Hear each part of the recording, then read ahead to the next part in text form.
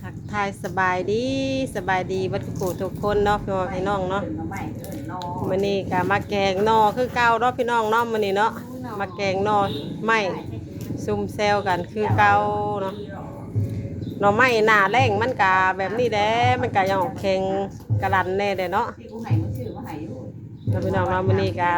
จะไปหาหน่อไม้มาพี่น้องเอ้ยก็มาแกงยามมาเที่ยงเนาะพี่น้องใช่นะหน่อไม้กันเด็กกับช่องกอง15พอได้อยู่เนาะพอได้เอาตัวอยู่จักบาทเดี๋ยวมันช่วยแล้วก็ยกมือเมื่อจากอายุหันประจสมบาเฮ้ยที่ชื่ออึดอีนี้นอนหนาแรงคำเนี่ยำปวดอะไรเลยน้องใหม่กับพี่น้องเอ้ยทำมาไม่กินเขียวแน่บ่แม่นอันนี้น่ะไปน้องไม้กอเดียวพี่น้องเอ้ยกอเดียวอยู่เฮือนค่ะข้างเฮือนป้าอ้วนนั่นถ้าแบบชับได้ไปป่าไปลงขึ้นมู่ก็คือสีแบบเนาะเดี๋ยวนี้มันกับสำหรับคนบ่ได้ไปใช้เนาะแม่นสำหรับคนแบบยากลูกยากเต้าลูกอ่อนนั่นแหละก็ได้อยู่แต่เฮือนก็ไปหากอน้ำไม้อยู่เฮือนอยู่ซ่านปลูกไว้พอได้กินนี่แหละน้ำหน้าเจ้าได้ซะไปเบิ่งได้เจ้าหดน้ำว่าจะไปมื้อน่ะ3 มื้อเลยใส่ไม่ไปหรอกแล้วว่าสิไปหาเบิ่งโกเพิ่นเนาะเมื่อใดก็บ่ได้ไปว่าเฮ้ยช่องชิมี่อยู่ได้นะเฮ้ยช่องชิมี่อยู่ได้นะก็แข่งแดดบ่ได้เข้าเลยว่าสิหาชื่อมาว่าสิไว้ใช้แล้วก็เกงเฮ็ดทุกคนกินมื้อน้อยตอนเว้นได้ก็แล้วเลยว่าชื่อเครื่องเจ้ามาอยู่ว่าผักขะวันใส่หลายๆเด้อผักขะเด้อบ่ต้องเด็ดใบบ่ต้องเด็ดย่างบ่ต้องเด็ดหยังใส่เป็นสลามโลดแซ่บเนาะสำบาเฮาเด็ดให้ลุงพงษ์เช้านี้อ๋อเราเจ้าเว้าว่าเราถามเจ้าบ่เอ้าเรามาถามนี่เราก็ฮู้ว่าบ่อนเคยมีเนาะเรามาถามเจ้าได้แล้วเอาแกงพุ่นนะเอาว่ะเสมอบ้านหวานนี่เลยเสมอบ้านหวานบอกก่อนนะบอกก่อนไม่ได้ไหม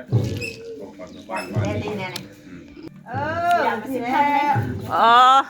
อันไรสิบ10,000สีเขียวกับ10,000คือกันจ้าอันนี้เท่าไรจ้ะน่านเขียวกับ10,000สีดำกับ10,000เนาะแค่เปลี่ยนสระสีซื้อเปลี่ยนถุงซื้อแค่เปลี่ยนถุงใช่บาเขามือซื้อน้ำบาจิตมื้อนั้นเน่านั่นมาแล้วกับพอนางบีเพิ่นบ่ได้คิดเงินให้เราเลยเราว่าได้ยินเขาว่าเน่าเราว่าเราเลยไล่แต่สิ้นหมูมื้อน่ะผักไอเฮ็ดอันนี้เราไปไล่ให้เราว่าได้ยินเขาว่าเน่าได้เราว่าเน่ากะข่อยได้บ่ได้จ่ายหรอกเปื่อยเนาะจักน้อยจักก็ยังมาหมู่อยู่เนาะเห็นแถมบ่ใส่ได้ก็ใช้เนาะแล้วเอามาให้เบิ่งเด้ได้ก็ใช้ใส่บ่ได้ก็กินเงินนะเอาติเราเอามาให้หมู่เบิ่งซื้อเข้าไปไปเนาะเฮ้ยไอเห็นเขาโทรศัพท์เขาว่าแล้วเฮ้ยตัดช้ำนั่นน่ะเตี้ยละกาเอาบอบเขาว่าเอาใส่ขวดแล้วก็เขาไว้ตู้เย็นว่ะแล้วมันก็ปงขึ้นมาอีกว่ะยาวบ่เงินน่ะอะไรเหรอนี่เหรอนี่แหละเขาเจ้าตัดกับบริษัทขนาดนี้เขาเจ้าตัดนะบ่เจ้าหน้าเขาจะไม่ได้ขายมันปงอ่ะเนาะตัดเอาหยาแท้น้อยข่อยบ่มีวีซ่าด้านการนี่นะว่าตัดยาวก็อยากตัดยาวให้ระบาดดิ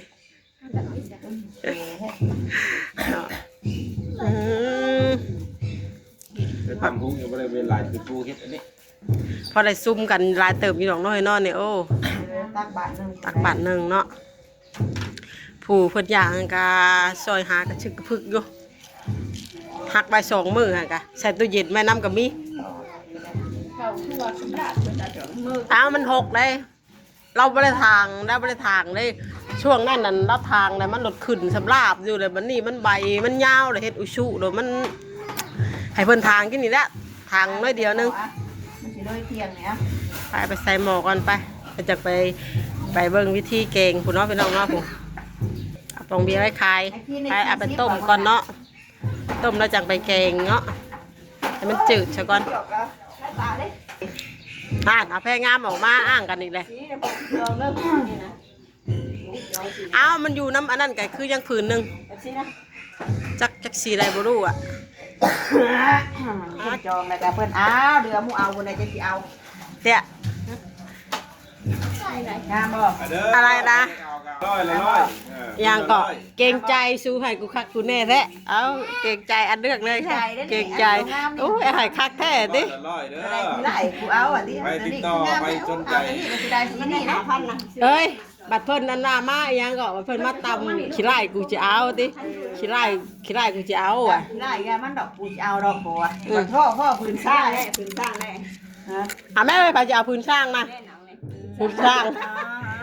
อ๋อดิ ทำไปเอาพื้นกกนั่นจะได้เป็นสร้างเพิ่นน่ะเอาแม่ ไอ้เตี้ย อ่ะบ่อยากเป็นสร้างบ่ใจ ถอนเด้อ ใจป้องก็ได้เฮ้ย ฮะ ใจป้องก็ได้ บอกดิ บอกรอบเดียวดิติดรถ ไอ้เตี้ยซะ เอาพื้นแรกเอาพื้นกกว่า มันสิเอาพื้นเลยก้า ปั่นกันแพ้หน่อยปั่นกันผู้ละหาว่าเนาะหา6พุ่นแหละเพราะว่ายังต่ำยังบ่ทันได้แล้วอยู่ พอได้อันว่า แบ่งพอได้อันลงวัดลงวาเนาะถือไปหันเป็นนี่ งามเนอะเฮ้ย เด่นเด้อพอได้มันแอวจากบ้านแม่ โอ้ ใหญ่ ข่อยจะหากระโปรงหั่นแหละให้เจ้าบุญใหญ่เอากระโปรงแล้วไปยั้งเจ้าได้มีอยู่กระโปรง ตึ้ม บ่คือแหละ บ่คือ หน้าบ่ด หน้าบ่ดำกันไปปลูกมันได้ให้หน้าดำ ำยันลูกเมียบ่ชื่อใส่กระโปรง อย่างนี้เดี๋ยวเฮ็ดเป็นแค่เนาะพี่น้องเนาะเพงามเพงาม บ่ได้คิดมันว่าสิเป็นแบบนี้ได้ นะ คือเป็นเส้นน้อยๆนึงที่ก็สิได้ เพราะว่า นั่นหมายถึงว่า ข่อยเงิดอันมาเลี้ยงหลอดเลี้ยงหมดเนาะข่อยให้เงิดกลัวเดินนี่ สาวออกมาติเป็นไหมแบบ เนาะเป็นหน่วยกลมๆแล้วถัดเป็นเส้นพาย อันนี้มันก็มันเป็นเศษเลยที่ อันนี้เงินเป็นเส้นเลยข่อยได้เงินไอ้พวกนวลงอกนวลยิ้วนะข่อยเนาะเวลาปั่นแบบนี้เดี๋ยวว่ามีแต่เส้นไหลรุดออกมา สมาชิกสิมาห้องใช่สมาชิกนะบ่ กัดห่อหนึ่งว่าเอาน้ำไปฮดบ่เนาะ ห้องน่ะดีเนาะเฮ้ยช่างเป็น ห่ออย่างนี้ถ้าเป็นมือผึ่งมือบุญแบบนี้กะคนกะสิเหงาหลายเติบอยู่ คนดิ่งกับบ่คนนี่นะมันฮ้อน มาเบิ่งเนาะพี่น้องเนาะวันนี้กับพ่อครัวเฮากับโซ่สีมืออีกคือเก่าเนาะพี่น้องมื้อนี้ ซื้อมือคือเก่า โอ้ยสิบอกแล้วแกงให้หมู่ให้เขาเจ้าติดใจแล้วก็ใส่ให้เจ้าแกงตลอดบัดนี้ แกงมื้อนี้มีปลาแดกมื้อนี้ บ่ใส่ปลาแดกบ่ บ่ใช่ปลาแดก ไว้บ่ใส่ปลาแดกมันสิบ่ไปทักเพิ่นบ่บัดนี้ จังว่าเออ ขาดบ่ได้แท้ได้แกงหน่อไม้ปลาแดกนี่นั่นแหละ พร้อมกุ้มว่ะ ตุ้ยๆมินๆนั่นแหละอืม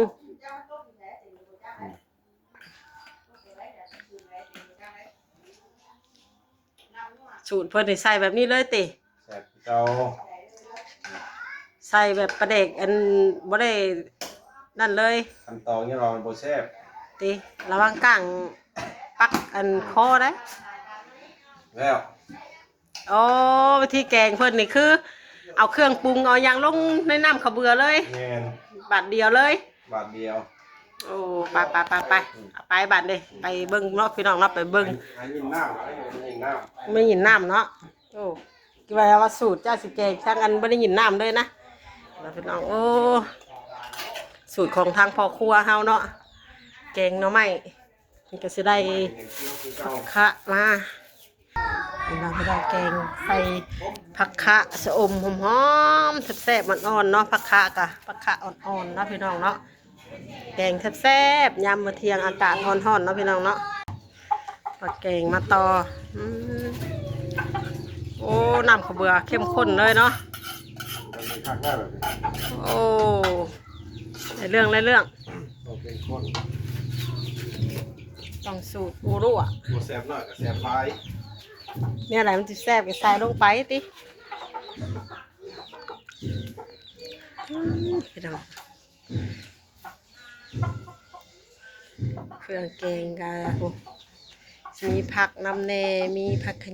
แยงอ่อนเนาะมันก็ชุดซ้ำนี่แหละแกงหน่อไม้เครื่องครบป้าโถตัวอยู่ หน่อย หึ หน่อย ใช่ หน่อย หมาหน่อยไผ หน่อยนี่มันหน่อยลูกหลาน บอกหมาหน่อยนี่เอ้าหมาหน่อยยามแท้นี่ อะไรกันนี่ เนาะหมาหน่อยหลายแท้นี่ รสต้นแกงจ้ะ เนาะจักทงอันนี้หลายแท้นี่ ลูก ต้องเดียว ทงเดียวบ่นี่ ซื้อเฮ็ดใส่ได้ โอ้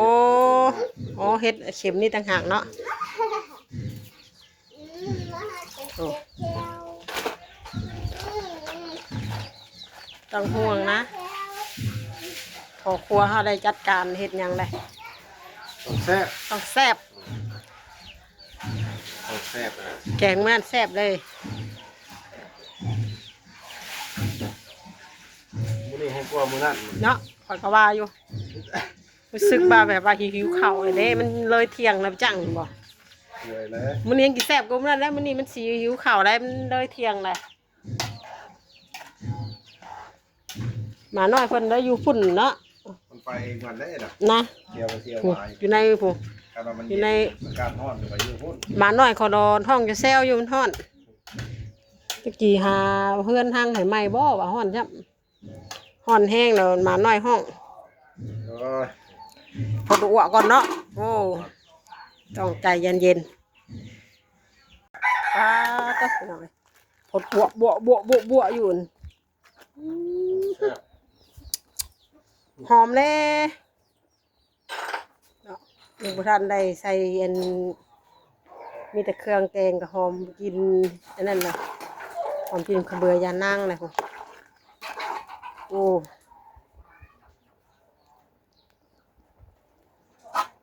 อัดก่อนเดี๋ยวน้อยจากสิใส่อันผักคะแล้วก็ใส่ผักกะเยงอ่อนน้ำเนาะป้าผักคะกับผักคะอันปลูกเองมันอ่อนคักนี่รวยๆเลย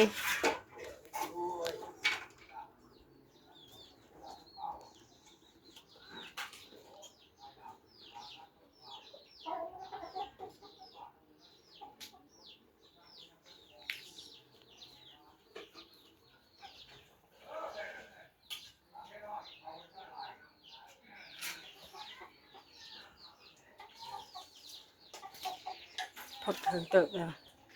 เขาเบื่อยังบ่คุยบ่เฮ็ดแบบแกงแบบขุ่นๆได้บ่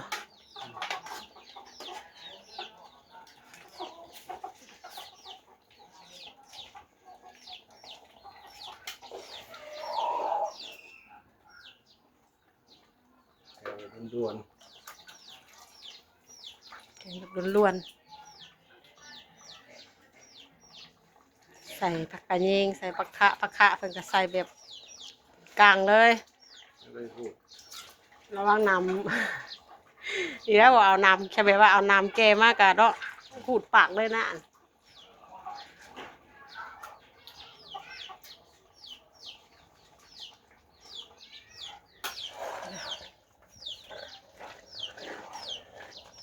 แซ่บๆพ่อแม่พี่น้องเอ้ย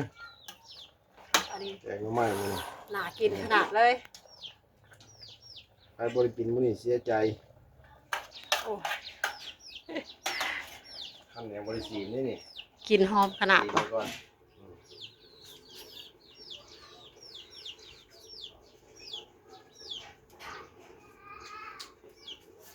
เด็ดอย่างว่ะ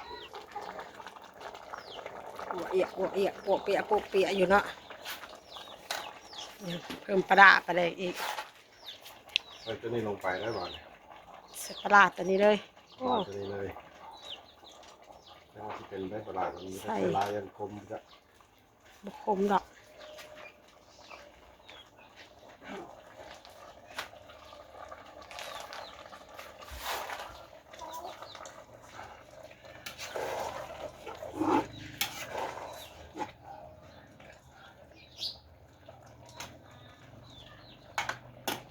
อุบไปก่อนหน่อยหนึงพุ่นน่ะสงสัยจะได้กินนี่แหละเนาะหาแล้วเอาผักกะเยงลงกินนี่ได้กินเนี่ยเนาะ อยากเตะดังนะ หอมเตะดังเลยพวกมาซองเบิ่งเลยไปเตรียมกระโตกถาก่อนเนาะพี่น้องเนาะ เตรียมได้บ่ จัดเตรียมกระ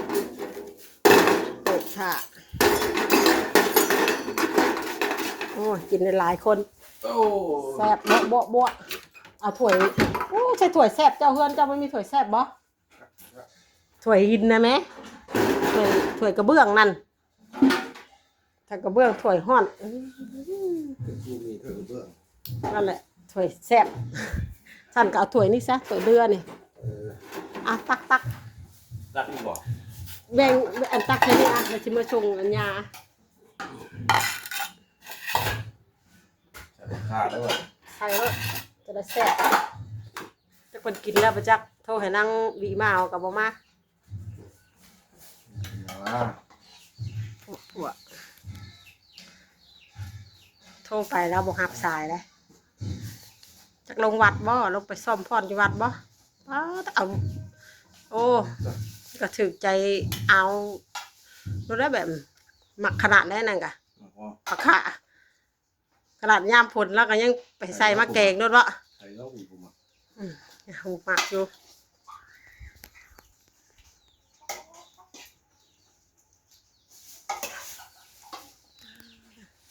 พี่น้องเนาะกับคลิปนี้ก็ประมาณซ้ำนี้ก่อนเด้อน้องพี่น้องเนาะเดี๋ยวแม่น้องวีสิเอาแกงหน่อไม้เมื่อทรงแม่ย่าก่อนเนาะเดี๋ยวพบพ่อกันในคลิปต่อไปเนาะพี่น้องคลิปนี้กันขอกล่าวคำบาสบายดีพวกผู้ทุกคนเด้อ